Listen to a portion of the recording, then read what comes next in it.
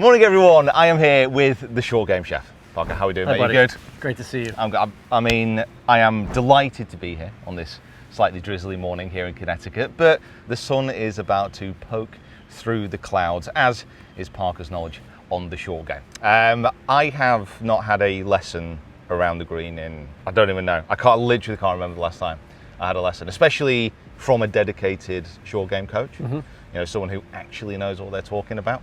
And over the past few years, I have been playing more, and short game has just been a little bit overlooked. What I like to do is to start out with a stock shot. Okay. A stock standard. What is your vanilla? I call it a vanilla shot. What does your vanilla pitch shot look like?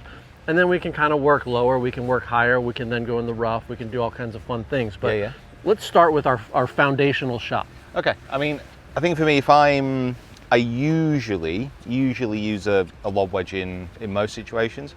I'm sure you're doing that more now that you're traveling across the country. Yeah, and across the world. Sorry. Yeah, you know, global golfer that I am. Global golfer. I think that's more of a case of just falling into just liking the loft in my hands, feeling comfortable with the lob wedge, and again, not quite having as much variation around the green as maybe I'd like. Mm-hmm. So I normally go straight to a lob wedge. I would normally pick nothing too technical, but like over this shot, I would say, okay, you know, it's relatively wet, pitching into like maybe a little bit of an upslope. It's going to kick to the left. So then I would let that gauge where I want to land it.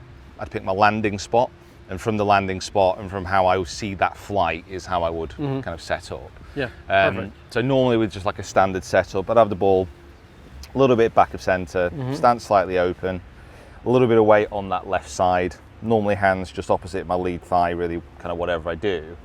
And then it's just more of that motion of a kind of a rock back and a rock through. Yeah. Tend to get, when I feel I'm chipping my best, when I take the club back and I feel like the club head is on the outside of my hands. Okay. When I chip poorly, I tend to get a little bit more kind of inside. Sure. My hands move out, club moves inside.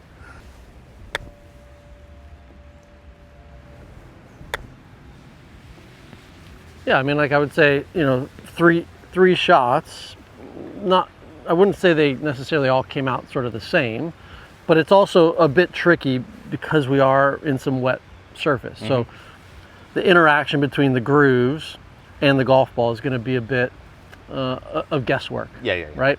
And for the most part, you're going to lose maybe about 30 to 40% of your spin when we've got moisture on the ground like this. So that's one thing to pay attention to. You can kind of see like short, long, and then just right. I mean, go ahead. I'd love to say, yes, that's all about the moisture. but that's typical for what you see. This is kind of what I'm seeing, yeah. Like one of the biggest issues I'm finding is, depending on strike location, like really does affect flight. So I'm hitting some shots where I'm picking a spot where I want to land it, and then it's coming out with a little bit more spin or a little bit less spin. It's popping up, it's staying lower. I wouldn't say I have really complete control. Okay. All right, so we're going to do a lot of setup work. Okay. So one of the things that I want you to do, it's okay for you to say, I want to feel a little more pressure on my front side. What's not okay is to feel that pressure by bumping your left hip this way, because then it tilts your spine in the wrong direction. Yeah, makes sense. So it's okay to feel more pressure here, but I want it to feel like you're just moving a little bit of pressure from the top. That way, like kind of whole body moving over. Correct, not just bumping that left hip up. Kind of like that. Yep, that's going to be better for you. Okay. The second thing I would want to see is I would want you to get closer to the golf ball. Right now, you're sort of set up distance-wise like you would almost a full shot. I want you to get closer so that the hands rise up just a little bit more. Gets this lead wrist in what we call ulnar deviation. Okay. I do love a bit of ulnar deviation. I always think, is there another type of deviation that's even worth talking about? Well, in the bunkers, yes. We want a little more radial. I'm going to be standing, feel like You're going to feel like maybe a little bit, and then I'm just like kind of rocking it over there. If you like to feel on that left side. Some people don't. Like I was with Justin Thomas yesterday, and he's very, very neutral. It's not like he's leaning way forward. He's in a very neutral spot, but it's not like he's, oh, I'm feeling left and I'm going to bump this way. So he's just like, yeah, I probably feel a little bit of pressure on my forward side, but you know, you look almost like you're inverted this way. Going this way. Yeah. I mean, that would make sense. There you go. That looks better already. Yeah. I feel like I'm pushing it Yeah, that you way. almost, Yeah, it's going to almost feel like the right hip's higher because it's more level now. There you go. So I feel like I'm very close to the ball here. Good. Yeah, that looks actually really great. Oh, wow, okay. If I hold the first one, that'd be nice. Wouldn't it? That would have been That nice. would have been nice. Yeah, I mean, this is something I see. In fact, I see this quite a lot with Scotty. Like, you know, it's with his setup, how close he is and Yeah. how close the hands are to his body, but how like upright it seems like the club moves away. For sure. I know he's obviously like different physical shape. Yeah. Okay, so there, There you go. Perfect right there. close. Well, and the other thing, that had a little check Yeah, a little to bit it. more to spin. Yeah. Yeah. The other thing I would say too that's become very in vogue on the PGA Tour now is cross-hand chipping, Yeah. right? And so why people do cross-hand chipping, there's a multitude of reasons, but Yeah. one of the reasons that people do cross-hand chipping is because they want to do what with their shoulders? They don't want to get them here, they want to level them out. Level them out. Yeah, yeah. So when you get set up to yours and you start with this right hand, now all of a sudden your right shoulder is much lower. So people do the cross hand because a lot of times it will just level their shoulders out. Okay. And it not that I want you to go cross-handed, but what I want you to understand is like you can almost feel level and sort of really stacked with your spine on top of each other, and then you can take your grip. Okay. So kind of into the. Yep. And I would say that like that looks like a ball position of like off of your left Yeah. heel. I would say that looks a little bit better for the shot you're trying to hit. There. So feel There you go, yeah. Shoulders level. Beautiful. Now hit me one from there. Nice. Like that to me is the flight I'm looking for. Yeah, that was. You really can hear the nice. difference in Yeah, the sound too, definitely. right? Definitely. So a lot of times, the things that sort of go together in short game, the more that I shift this, like you're like, well, I want to have the shaft more forward. The more you do that, what's my right shoulder doing? Yeah. Drop It goes down. down. So, and conversely, if I go backwards like this, now my left shoulder starts going down. I don't necessarily want it there, but just to show you what it does. The more you push it forward, the more you go back, it shifts the pitch of your shoulders. Yeah. And we really want to pay attention to that because that's, if you pitch this shoulder too much this way and then you get going this way, you're going to have those chunks and those thins, right? That sounds, kind of what I have been doing. So, no, that makes perfect sense. So setup's a massive key for you because we really haven't done anything with your swing, have we? No. I think like a lot of the times, certainly lessons, coaching, full swing, putting anything, like you can get so much kind of preset with how you stand into the ball anyway. Absolutely. Like how you stand to the ball is going to define a lot of the things that you do, isn't it? So Because then you're going to be making compensations Yeah, or yeah. not. okay. Yeah, so go left hand low first to start with. There you go. Now just like reset them. Good. Jeez, wow. I know, crazy, right? So different. Beautiful. Those last two came out exactly how we were wanting them. So if I were to just take a snapshot of you from just dead, if we want to get this camera like just dead on your face on right here, it is really, really beautiful, like how you look right there. It's fantastic. Thank you. Yeah. Now, Nicest thing anyone's ever said to me. so what I would say is like, yeah, go ahead. You could practice this way Yeah. with crosshand, but once you sort of switch, you have the sort of tendency to really then want to shove this more that way and get more that way. Yeah. Right. So cross-handed would be a great drill for you to do. Even if you're just to hit 10-yard shots cross-handed, it'll just get the shoulders more level, the spine more up and down. Yeah. Good. And I just think if you hit 10 or 15 cross-handed a day, it will get you in the right spot. Not necessarily like, hey, change over to cross-handed, but for your setup, it's a really, really good thing to do. Yeah. Yeah, there you go. Go into there, yeah. Okay, yeah, that makes sense. So off that foot there, to there. Yeah, awesome. Beautiful. Man, that's gorgeous. So this is what I would call your vanilla, your stock, your foundational pitch shot. Okay. Okay. Yeah. And we can play around with ball position, club face position, and shaft position to go higher, to go lower, longer, shorter. Yeah, so like from this setup, from this feeling, by adapting ball position, by adapting club face, that will automatically give me those different options, those different shots. So let's hit a couple now. Okay. Okay, so same distance, and we're gonna go lower. So yeah, ball position's gonna shift back. Hands are gonna shift forward, but I don't want you to feel like you're gonna shift your hands too much. Yeah, because you already have them a bit forward. Yeah, there you go. So that ball's crept back, maybe a ball. This feels so far back now.